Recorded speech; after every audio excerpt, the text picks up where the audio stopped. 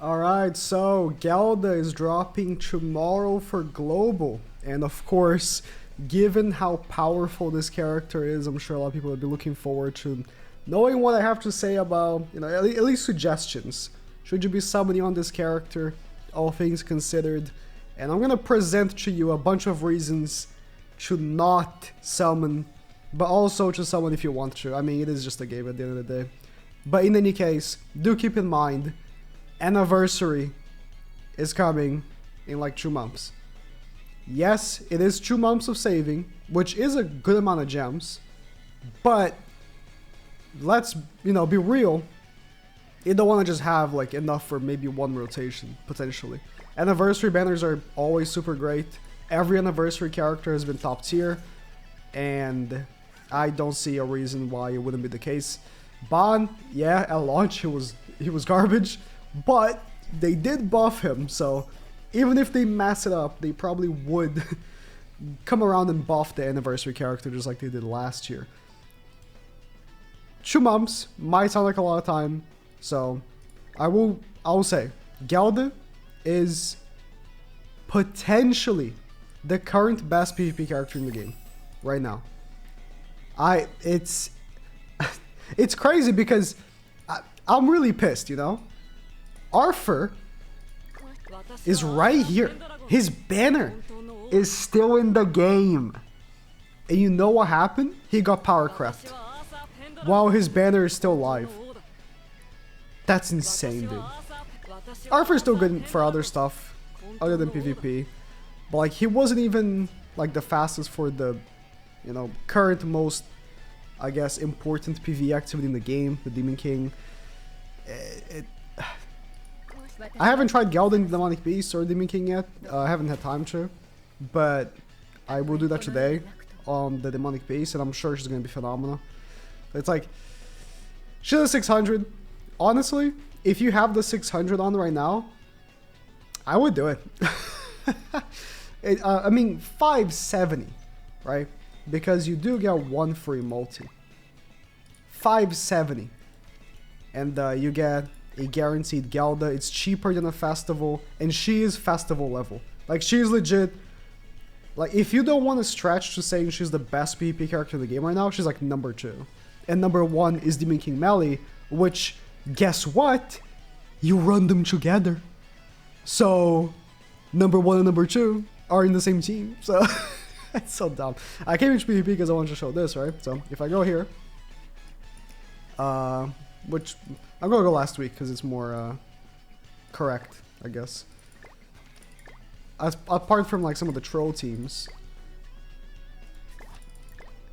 you can see that like either a troll team, right? Majority of people that you click on are using GELDA.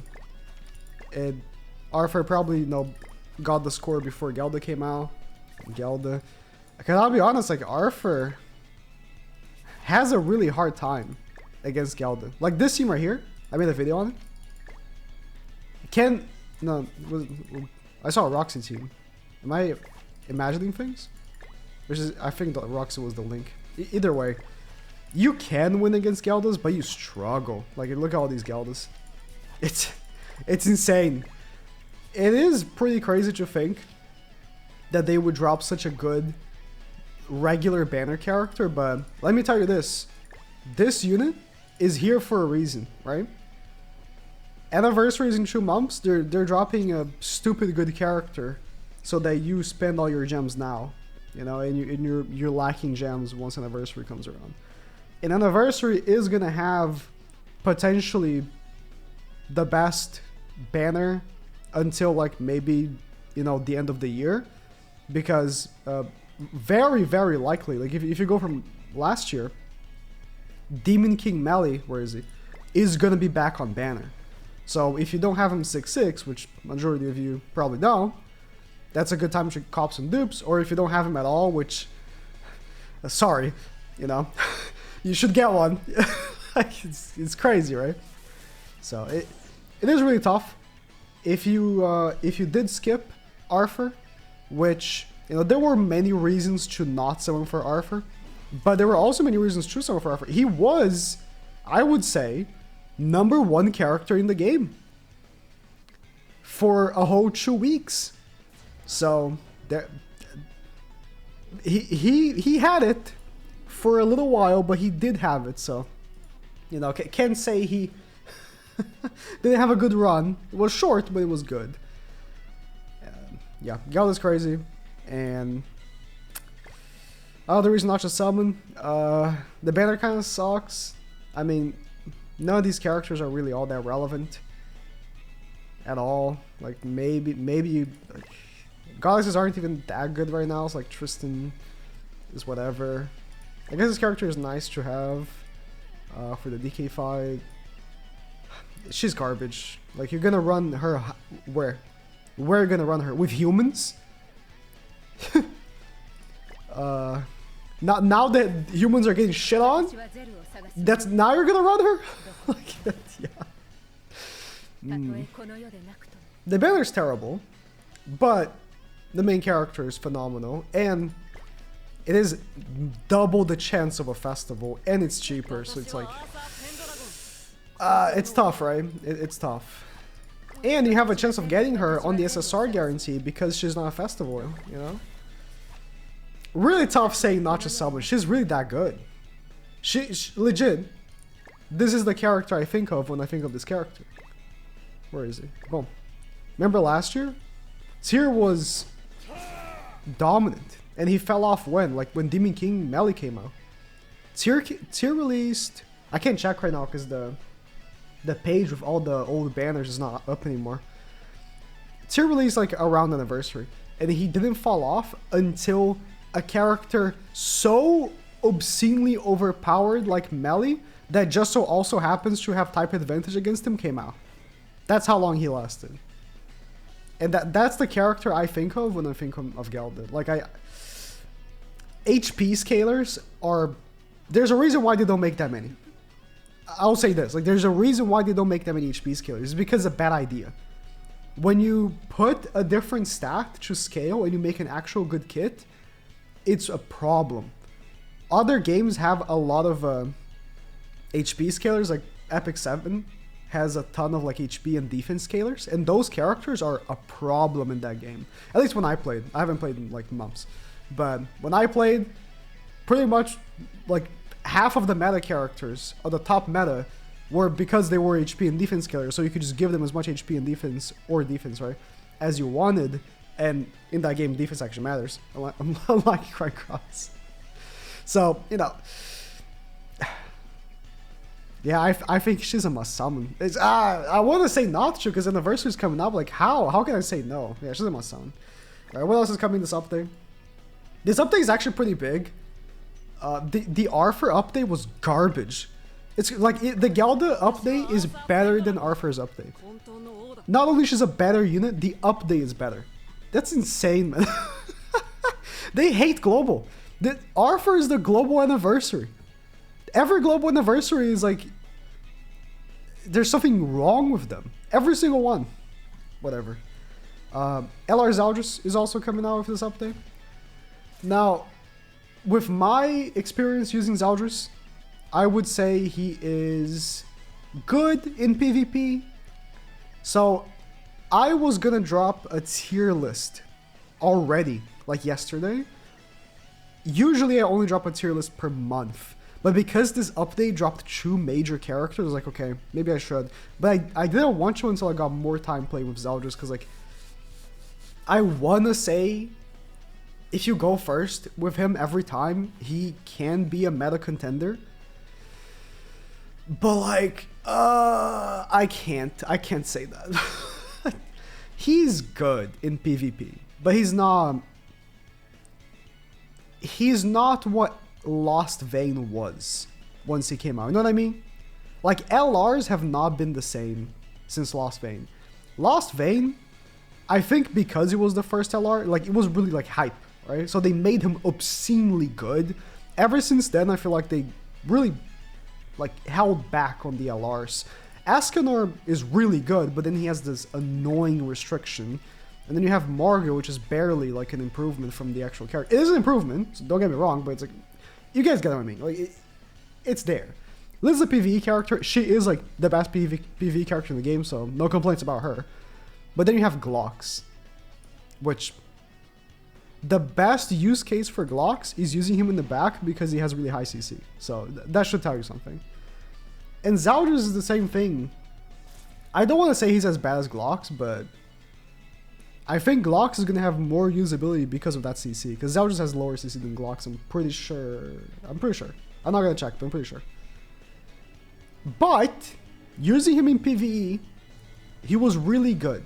If you struggle with Snake, and you're missing like one character, if you have this team right here for Snake, like you don't have the exclusives, right? You don't have the like the goddess team that's made for the Snake, but you have a ton of other good characters. If you can do this, you maybe red DN, maybe not green, because I'll expect most of y'all to not have someone for this green DN. It's terrible value banner. Great unit, but terrible value banner, right? Like this team beat the Snake so easily. Like it was flawless. ZELDRIS contributed a lot as well. So it's like he's pretty good for this one activity. Like I did not find him that good for any of the other demonic beasts. There's gonna be a new one, so maybe he's gonna be good for that one, but we don't know, right? Potentially GELDA is gonna be better, so we don't know. And I cannot envision him being good for the Demon King fight because that fight is like quick. So it's ZELDRIS takes a long time to like get his stuff going. So like I would say if you want to hold back and not LR him, that would be a good time to save your LR coins. Either, you know, if you want to pump some True Awakenings, right, for your box. By the way, I did True Awaken Rimuru and did not make a video on it yet. I just kind of forgot.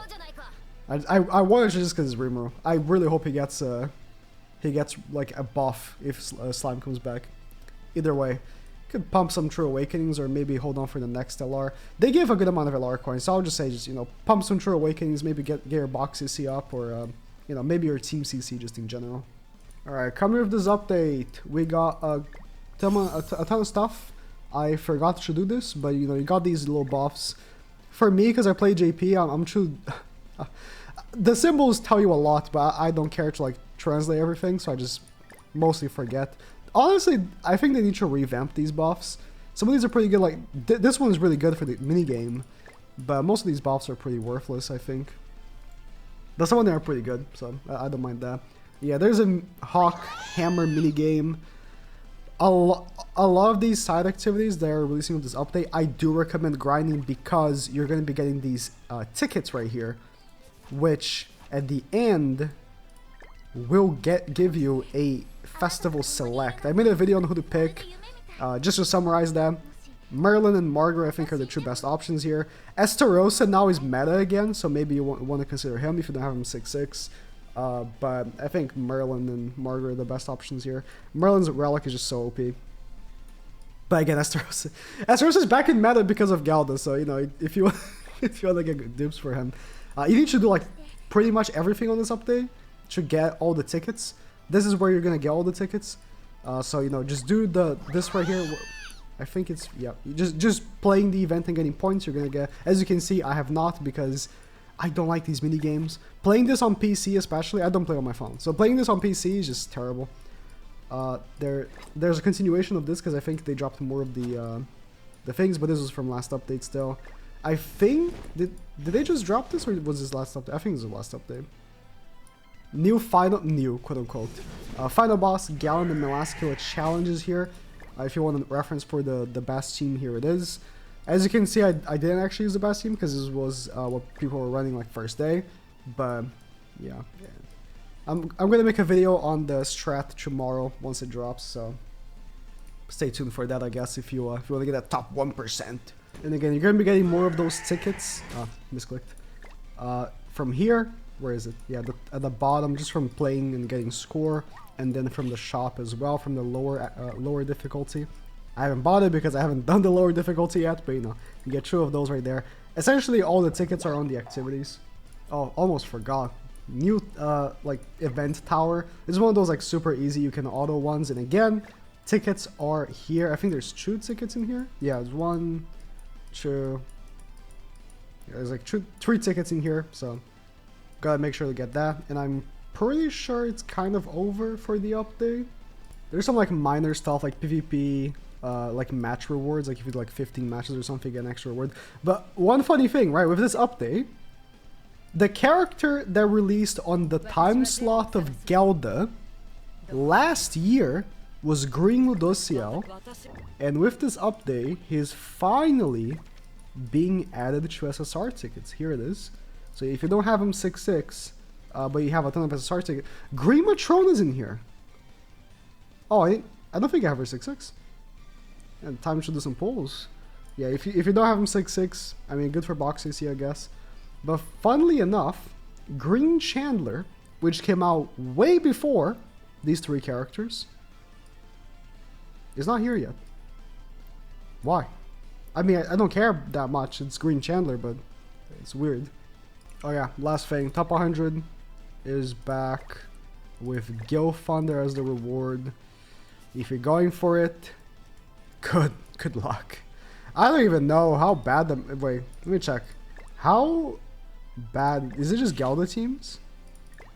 The update just dropped, like the week just reset, so the top teams are not going to be very, you know, reliable, but weird albeit in the back, okay.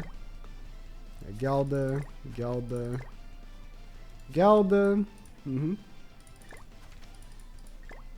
Arthur, okay.